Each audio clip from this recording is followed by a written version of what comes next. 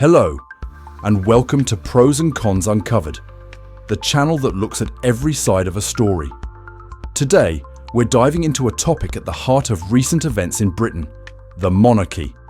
With the king being asked by some to dissolve parliament, we need to ask, what is the real power of a monarch? And what are the actual pros and cons of having one? First, a crucial distinction. We're not talking about an absolute monarchy, where the ruler holds total power. Today, most monarchies are constitutional monarchies. This means the monarch's power is limited by a constitution and laws. In the UK, the king's role is largely ceremonial. He acts on the advice of his government. The power to dissolve parliament, for example, is a prerogative power he exercises at the Prime Minister's request. There's a theory known as the Lascelles principles that he could refuse this request in extreme circumstances, but it's a disputed power that hasn't been used in over 70 years. First, stability and unity. In a political system often defined by conflict and elections, the monarch serves as a continuous, non-political head of state.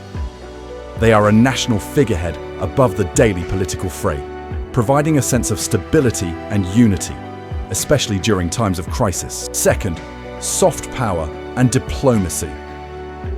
The monarchy is a global brand. Through state visits and diplomatic engagements, the royal family can open doors for trade and influence abroad. It's often called tiara diplomacy, and it can be a significant tool for promoting British interests without the politics. Finally, economic benefit. A 2017 Brand Finance report valued the monarchy's brand at nearly £2 billion, arguing it generates value through tourism and trade. For many, the sight of a royal palace or a historic ceremony is a major draw. Now, let's look at the cons. The most significant con is the democratic deficit. A monarch is unelected and inherits their position, which goes against the core principle of a modern democracy.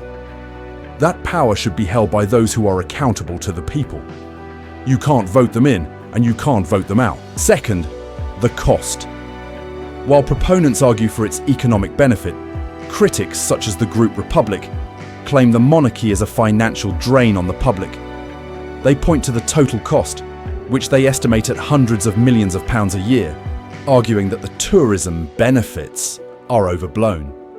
They also highlight a lack of financial transparency. Third, the potential for political interference.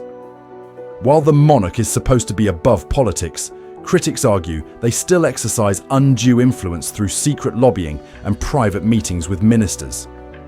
This raises serious questions about transparency and accountability.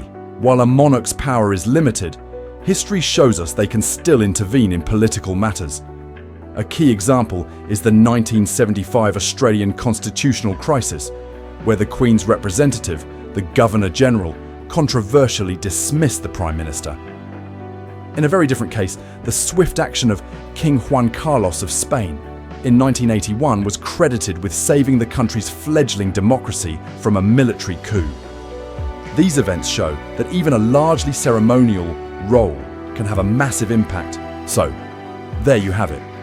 The debate is a clash between tradition, stability, and soft power versus modern democratic principles, accountability, and cost.